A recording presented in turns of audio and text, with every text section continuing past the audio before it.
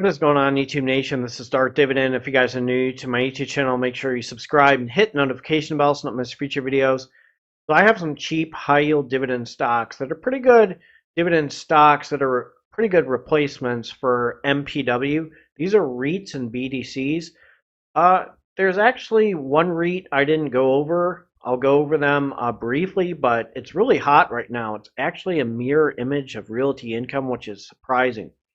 So I own a few of them. I don't owe this one that I'm really going to cover. So if you're new to this YouTube channel, and again, my videos are free for you, make sure you hit that notification bell after you subscribe for free videos. My dividend investing strategies are free for you. Everything's free for you. This is, of course, not financial advice. I'll go over the disclaimer at the end of the video. But I got you a new REIT. I like this one. This one's really hot right now. So let's check this out right now. This is one of my favorite high yielders, One Main Holdings, sitting at 49.18. Has a dividend yield of 8.13%, a PE ratio of 9.26, average volume 972.71K, market cap is 5.89 billion US dollars. Year range is 33.67 to 51.65. Day range is 48.51 to 49.38. Previous close is 48.66. So again, I'm an income investor and dividend growth investor. One Main Holdings, I have a lot of shares of them. I'm ready to get to 100 shares. Let me show you the revenue trends and dividend history. Actually, at one point it was beating the S&P. That's quite impressive for a high yielder. So revenue-wise, this is annually in millions US dollars. 2015, 2,192. 2016, 3,883. 2017, 3,756. 2018, 4,232. Excuse me, I had a hiccup. 2019, 4,749. 2020, 4,894. 2021, 4,895. 2022, 5,064. 2023, 5,299. So there's an increase in revenue. I love it. This is why I've been buying them, and I've been going after the real estate sector and financial sector for a reason, because they've been down, not keeping up with the S&P 500. Let me show you the dividend history. Let's start in 2019. The quarterly dividend, 25 cents, and then it looked like there was a special dividend at 225. Then in 2020, 283, it looks like a special dividend. And then in 2020, and it looks like June and August, 33 cents and 233. Then in 2020, it jumped to 45 cents, and it looks like a special dividend. 2021 at 395. Then a special dividend in 2021 and 420. Kind of funny because 420 was just recently. Then in 2021, it went from 70 cents to 95 cents. And then in 2022, 2023, it went to $1. So the dividend growth in 5 years is 42.05%.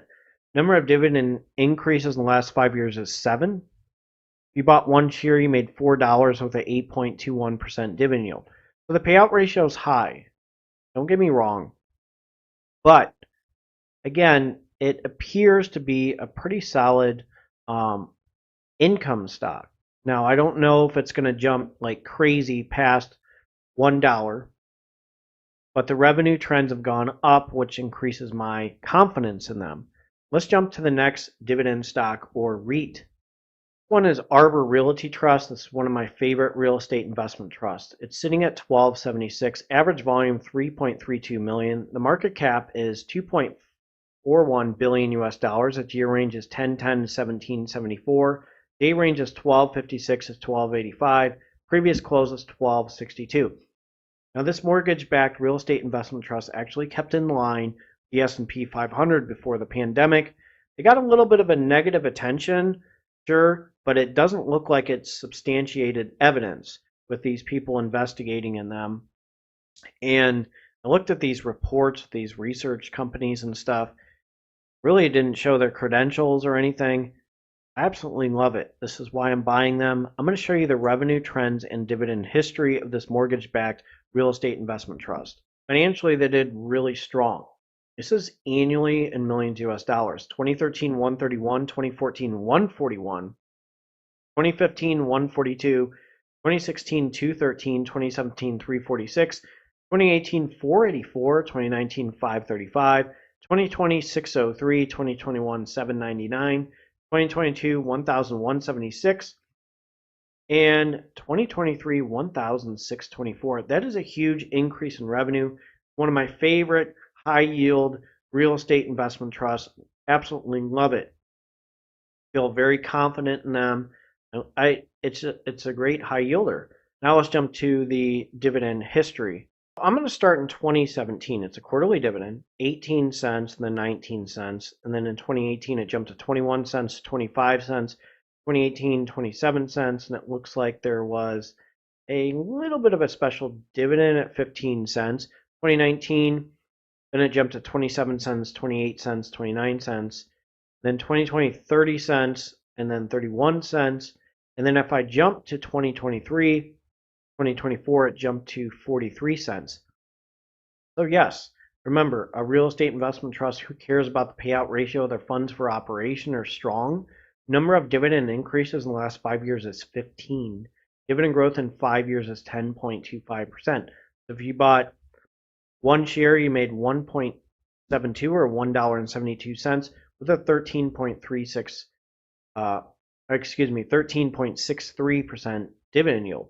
So I like the high yielders. I feel very confident in them, and I'm going to continue to reinvest the dividends. I'm in a lot of shares with them.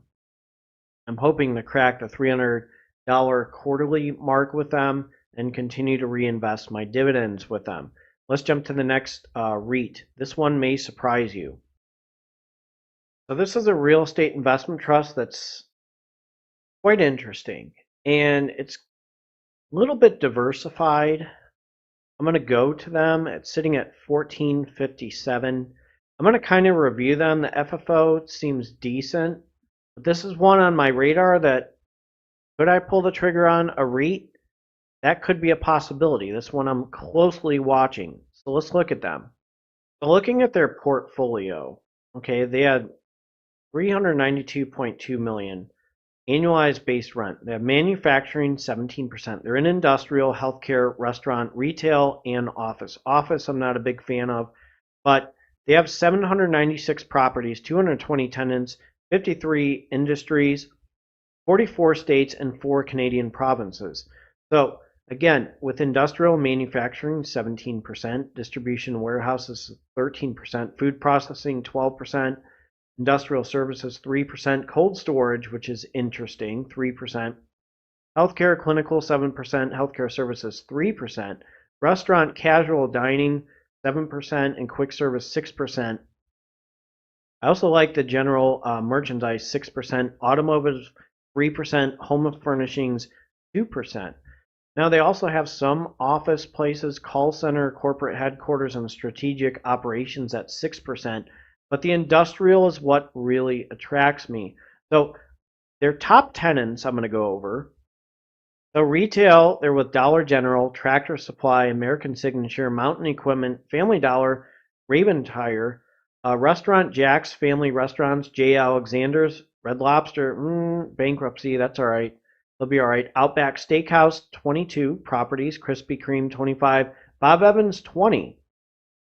Healthcare, 13% Blue Pearl, Animal Health Services, that's in demand, MedVet Associates.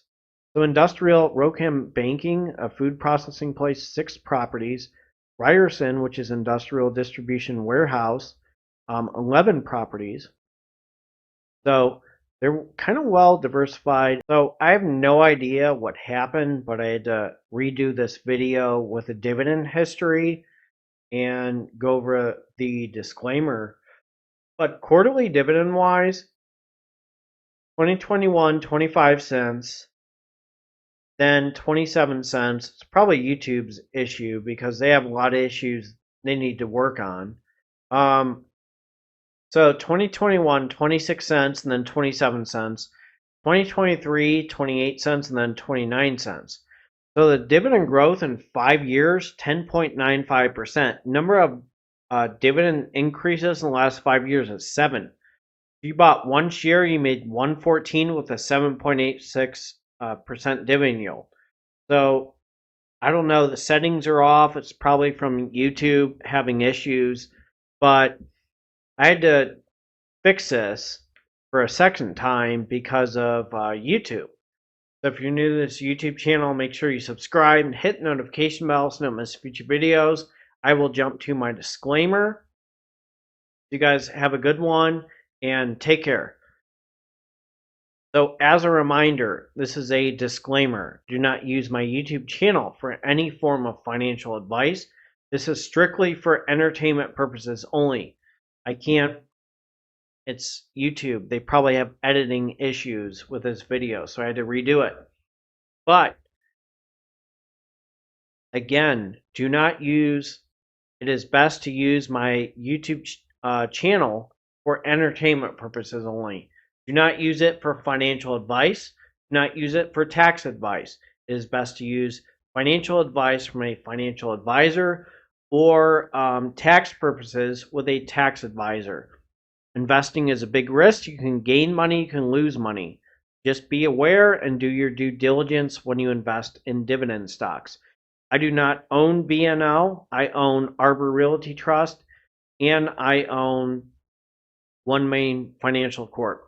BNL is on my list. You don't have to invest in dividend stocks because I do that.